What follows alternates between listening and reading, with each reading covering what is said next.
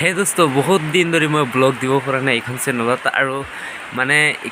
ক'তো যাব পৰা নাই ইমান বৰষুণ ধাৰাসাৰে বৰষুণ পৰি আছে আৰু বহুত বানপানী হৈছে মোৰ ইফালেও বানপানী হৈছে দেখাম বাৰু চ' আজি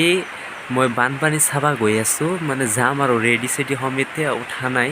এতিয়ালৈকে শুই আছোঁ ইমান বৰষুণৰ মাজত আৰু কেনেকৈ যাম অলপো বৰষুণে এৰি নিদিয়ে আহিয়ে থাকে আৰু বহুত মোৰ ইফালে মানে ওলাব পৰা নাই ইমান বৰষুণ আৰু তাৰ মাজত বহুত বানপানী হৈছে তো আপোনালোকে চাই থাকক ব্লগটো সম্পূৰ্ণ মই দেখাই আছোঁ আমাৰ ইফালে কেনেকুৱা বানপানী হৈছে চব দেখাম আৰু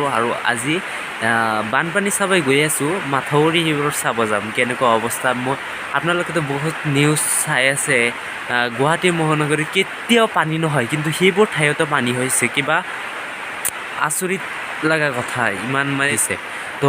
ব্লগটো সম্পূৰ্ণ চাই থাকক মই দেখাই আছোঁ আমাৰ ঘৰৰ সিফালে চব দেখাম আজি আৰু মাথাউৰি সিফালে মানে এতিয়া উঠি কিনে ওলাই কিনে যাম ৰেডি হৈ তো সম্পূৰ্ণ ভিডিঅ'টো চাই থাকক হে গাইছ আপোনালোকে চাওক মোৰ গাঁৱত এনেকুৱা বানপানীৰ পৰিস্থিতি কেনেকুৱা বানপানী হৈছে চাওক না আৰু মোৰ কেটিএমখন কেনেকৈ পাৰ কৰিছোঁ মই ৰাস্তাত কেনেকৈ লৈছোঁ মোৰ কেটিএমখন চাওক ইমান কষ্টৰে মই কেটিএমখন মই ৰাস্তাত লৈছোঁ তো ভিডিঅ'টো চাই থাকক হেল্ল' দোস্ত welcome to my new another blogs তো আজি মই বহুত দিন পিছত আকৌ এটা নিউ ব্লগত আহিলোঁ আৰু আজি বহুত প্ৰাকৃতিক দুৰ্যোগ বানপানীৰ ফলত মই বানপানী চাব গৈ আছোঁ আপোনালোকে সম্পূৰ্ণ ভিডিঅ'টো চাই থাকক আৰু যোনে চেনেলটো ছাবস্ক্ৰাইব কৰা নাই চেনেলটো ছাবস্ক্ৰাইব কৰি দিয়ক লেটছ গ' সেই দোস্ত আপোনালোকে যিটো ব্ৰিজ চাই আছে যে বৰ্তমান যিটো ব্ৰিজ চাই আছে তো এইটো মানে কি আগত পকা আছিলে কিন্তু যোৱাবাৰ বানপানীৰ পিছত এইটোখিনি বানপানীয়ে ভাঙি চাঙি শেষ কৰি দিলে পিছত কিনে কি কৰিলে কাঠেদি বনাই দিছে পিছত মানে মেইন ৰাস্তা হয় সেয়ে চাওক কাঠেৰে বনাই দিছে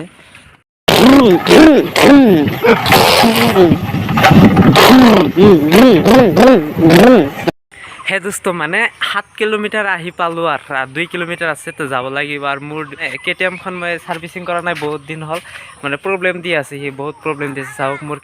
হে দোস্ত আপোনালোকে চাওক মই এটা পৰিৱেশ দেখাই আছোঁ মানে যে মই যিখন ৰাস্তাত আছোঁ বৰ্তমান এইখন ৰাস্তা তো এইখন ৰাস্তা মানে আগত পকা আছিলে ধুনীয়া ৰাস্তা আছিলে এইটো কিন্তু কি হ'ল এই বানপানী চাওক এই বানপানীয়ে ভাঙি চিঙি কি কৰি পেলাইছে চাওক না মানুহবোৰ ইফালে বহুত ঘৰ আছে দুখীয়া মানুহৰ বহুত ঘৰ আছে সিফালে আৰু অলপ আগত আছে চাব আপোনালোকে সৌখান ঘৰ মানে অলপ কিনি আছে কিন্তু ঘৰখন ভাঙি লৈ গৈ আছে ক'তবা যাব আৰু চাওক কেনেকুৱাকৈ ভাঙিছে চাওক না অ' মাই গড চাওক না কেনেকৈ ভাঙিছে আচৰিত লগা কথাই চাওক আমাৰ কেটিএমখন বহুত কষ্ট কৰি আৰু পাৰ কৰিলোঁ চাওক এইবোৰ হে দোস্ত আপোনালোকে যে চাই আছে এইখন মানে কলকাছিয়া টু বৰপেটা মেইন হাইৱে ৰাস্তা হয় হাইৱে ৰোড হয় তো চাওক সেইকাৰণে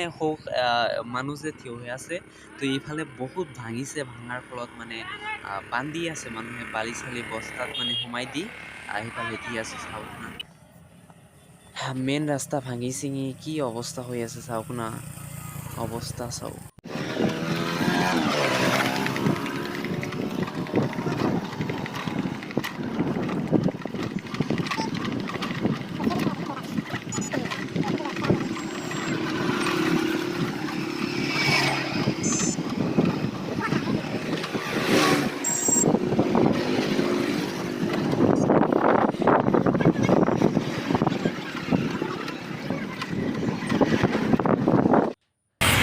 আপোনালোকে চাই আছে সৌখান ঘৰ